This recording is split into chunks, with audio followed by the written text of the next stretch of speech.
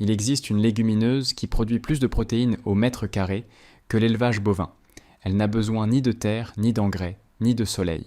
Elle arrive à maturité en 5 jours sur le rebord de votre fenêtre. La NASA l'étudie pour les stations spatiales. Les Nations Unies l'ont désignée comme la culture alimentaire la plus prometteuse du XXe siècle. Puis elle a pratiquement disparu de la conscience occidentale. Une simple jardinière peut produire des protéines fraîches toute l'année.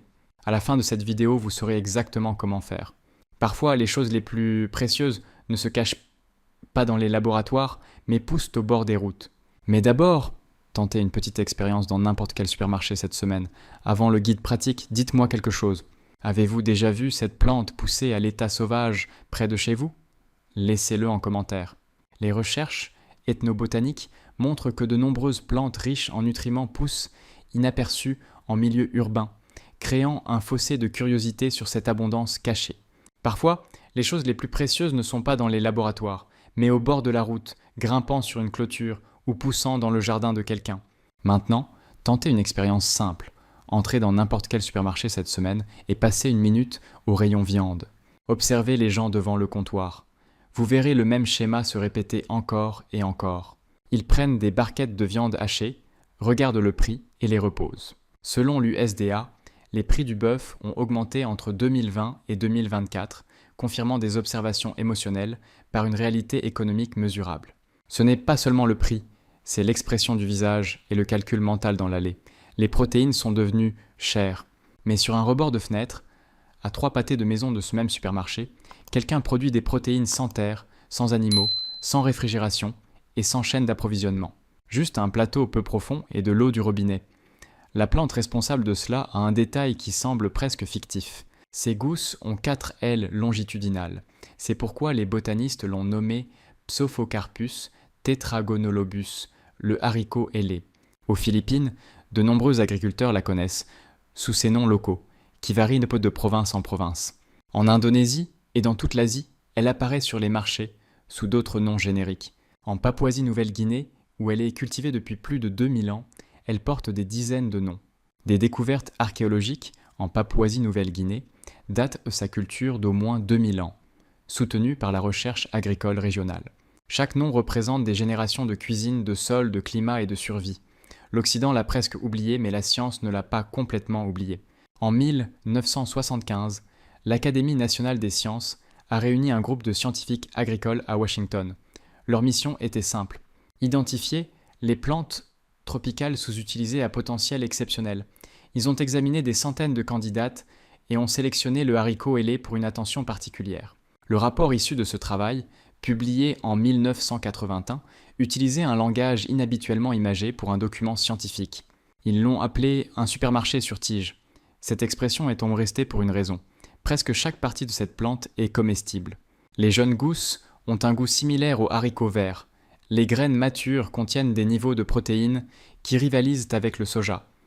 Les feuilles offrent une nutrition comparable aux épinards. Les fleurs sont également comestibles, créant une image mentale saisissante d'une seule plante, produisant gousses, feuilles, fleurs et tubercules en même temps.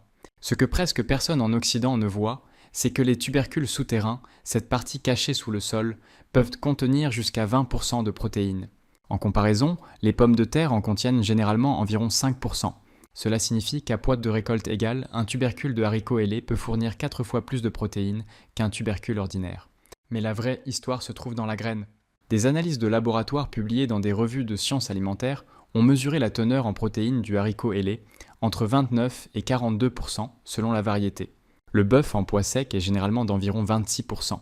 Le fait qu'une graine végétale puisse rivaliser avec le tissu musculaire animal en densité protéique était censé être révolutionnaire, et pourtant cela ne s'est pas produit. Pourquoi ? Parce qu'il y a une autre caractéristique qui la rend encore plus perturbante pour le système industriel. C'est une légumineuse qui fixe l'azote. Elle forme des nodules dans ses racines avec des bactéries rhizobium qui convertissent l'azote de l'air en nourriture pour la plante. En pratique, le haricot ailé se fertilise lui-même. La recherche agronomique confirme une dépendance réduite aux engrais, ajoutant une profondeur scientifique, moins de dépendance aux engrais synthétiques, moins de dépendance à la chaîne industrielle, moins d'achats répétés. Ce n'est pas le genre de culture que quiconque essaie de vous vendre. Dans les années 1980, des stations de recherche agricole dans les régions tropicales ont lancé des programmes sérieux. Des centres de recherche en Asie ont développé des variétés améliorées. Des stations au Nigeria et en Inde, dont une collaboration entre l'IITA et l'IRRI, ont testé des méthodes de culture ancrant le récit dans une programmation réelle. Des organisations agricoles ont promu le haricot ailé comme candidat pour renforcer l'apport en protéines dans les régimes où la viande est chère ou indisponible. Pendant un moment, il semblait que le haricot ailé allait transformer la production mondiale de protéines, puis l'intérêt s'est estompé. Les financements ont changé, les programmes ont été fermés, la recherche s'est tournée vers d'autres projets. Le haricot ailé est retourné dans ses zones traditionnelles où il n'a jamais disparu. En Asie du Sud-Est, il a continué à être cultivé comme toujours dans les arrière-cours, les jardins et les marchés locaux. Mais la révolution promise n'a jamais pris racine dans les champs d'Europe ou d'Amérique du Nord. La raison en est davantage économique que biologique. Sous les climats tropicaux, le haricot ailé peut se comporter comme une plante vivace. Vous le plantez une fois et il revient année après année, produisant une partie de sa propre fertilité. Chacune de ces qualités le rend précieux pour la sécurité alimentaire et en même temps peu attrayant pour un système agricole construit sur la vente constante de semences, d'engrais et de produits chimiques. La révolution verte s'est concentrée sur les cultures de base, créant un contexte historique plus large pour expliquer cette négligence systémique.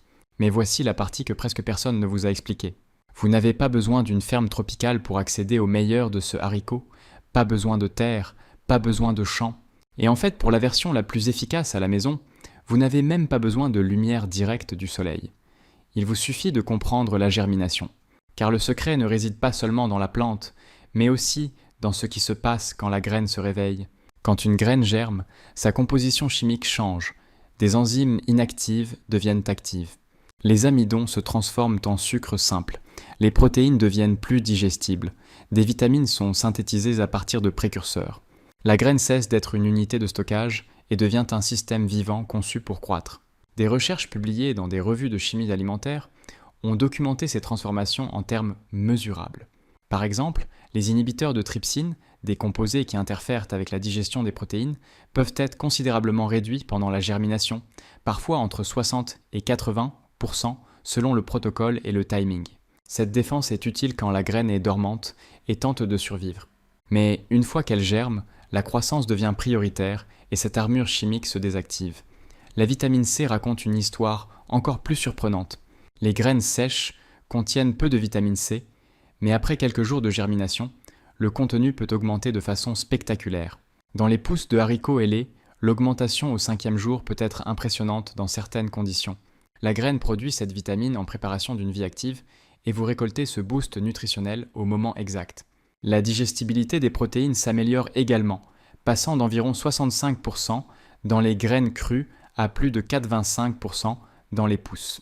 Cela signifie que vous ne mangez pas seulement la protéine sur le papier, votre corps absorbe davantage de ce qui est présent. En pratique, la germination fait une partie du travail digestif à votre place.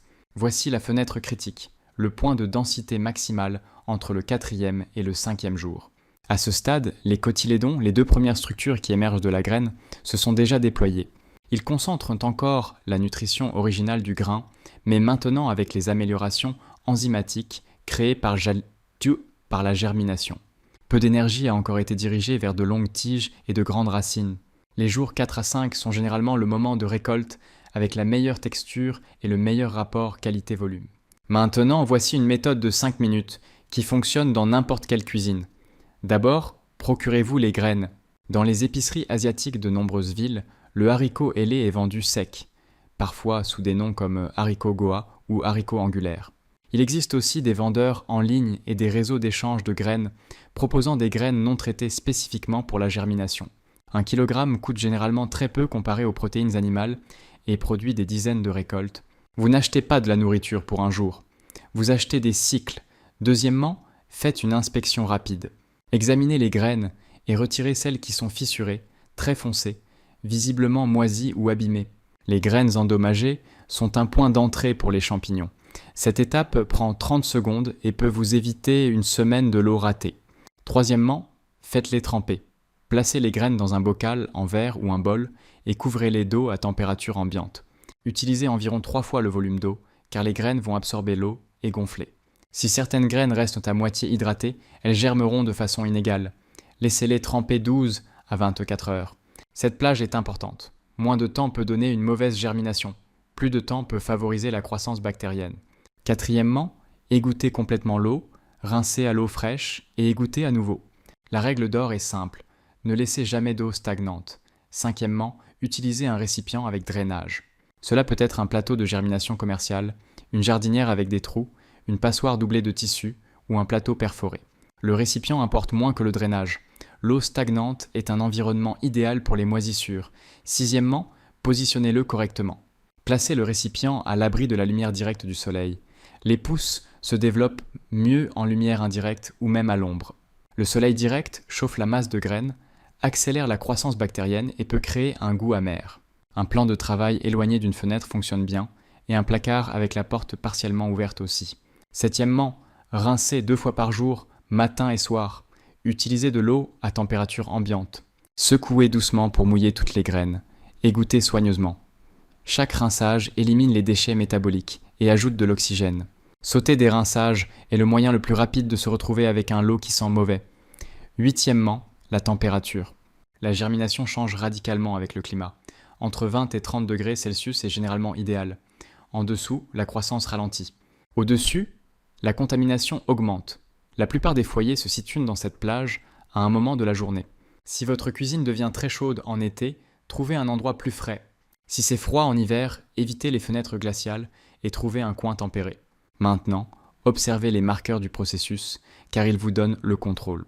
Jour 2, vous verrez les pointes des racines sortir de la graine. Jour 3, les racines s'allongent et les cotylédons commencent à se séparer.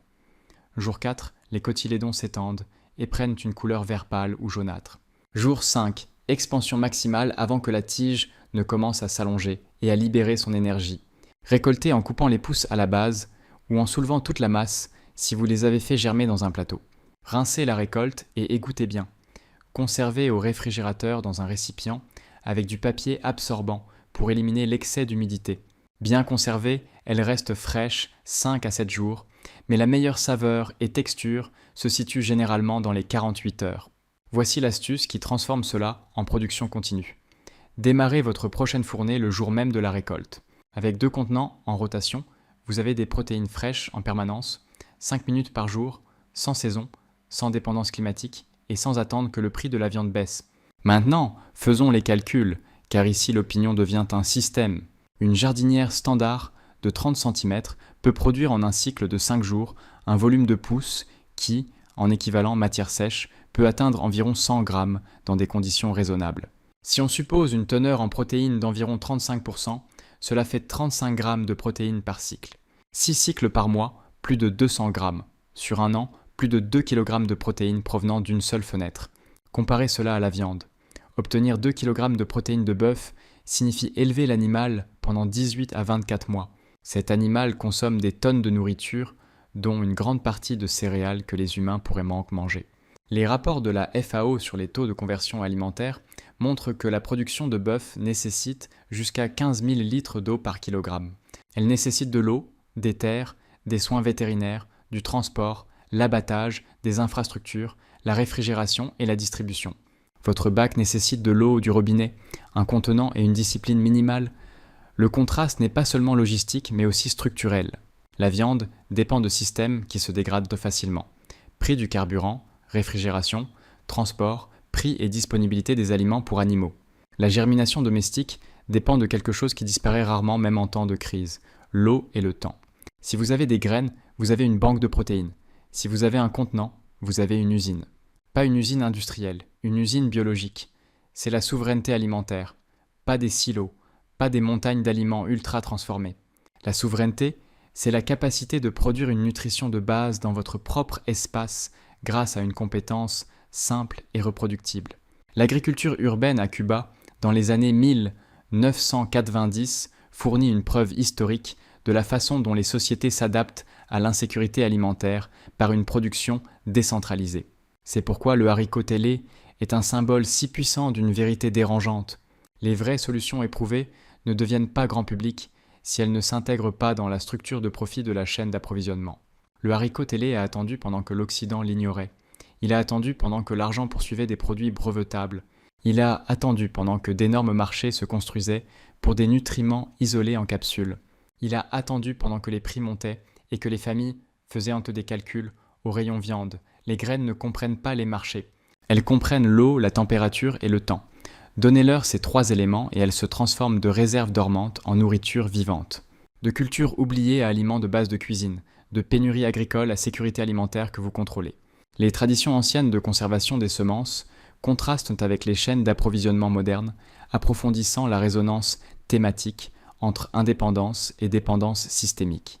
Chaque graine contient non seulement la future plante, mais aussi la liberté vis-à-vis des systèmes de distribution externe. Quand vous faites germer des graines sur votre rebord de fenêtre, vous recréez un processus vieux de milliers d'années. La dynastie Han, en Chine, a documenté des techniques de germination reliant la science moderne à la continuité historique. Si cette vidéo vous a aidé, faites une chose rapide. Abonnez-vous au répertoire botanique. Si vous démarrez votre première fournée aujourd'hui, revenez commenter à quel jour vous avez récolté et comment était la saveur. La connaissance devient réelle quand elle passe de l'écran à votre cuisine. Tentez une expérience de 5 jours. Démarrez une fournée de pousses de haricots télé et documentez le processus. Maintenant, vous savez. Ce qui se passe ensuite dépend du bac à votre fenêtre et de 5 minutes de votre attention chaque jour.